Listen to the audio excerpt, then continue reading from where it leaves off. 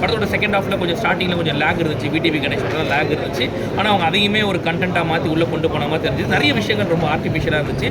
என்னை பொறுத்த வரைக்கும் இது ஒரு தடவை பார்க்கலாம் இந்த படத்தை. அதுவும் யாருன்னா இந்த 2K கிட்ஸு, அப்புறம் இந்த காதலுக்காக அலையிறவங்க இருப்பாங்க, அவங்க வேணால் பார்க்கலாமே தவிர 90s கிட்ஸ் எல்லாம் குழப்பி விட்ருவாங்க படம்.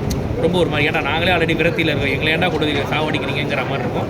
மற்றபடி ஒரு ஒன்றும் இல்லை, சும்மா ஒரு தடவை பாருங்க அவ்வளோ. பட் ஃபேமிலி ஆடியன்ஸ் செட் ஆகாது படம். லாஸ்ட் டைம் வந்து ரிலீஸ் ஆன கிஸ்ஸுக்கும் இது மாதிரி தான் காமெடி ஃபிலிம்னு சொல்லி ப்ரொமோட் பண்ணிட்டு அது காமெடி இல்லைன்னு கம்ப்ளைண்ட் இருந்துச்சு.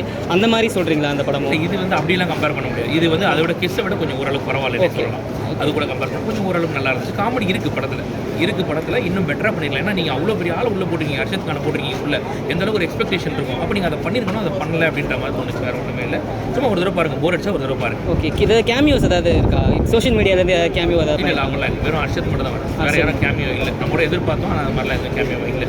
ஓகே, சாங்ஸ் எந்த அளவுக்கு நல்லா இருந்துச்சு? கிளைமேக்ஸ்க்கு முன்னாடி வந்த சாங் ஒன்று நல்லா இருந்துச்சு, அது மட்டும் கேட்குற மாதிரி இருந்துச்சு. மற்றபடி பெருசாக எந்த சாங்ஸும் ஒர்க் பண்ண மாதிரிலாம் ஃபீல் ஆகலை.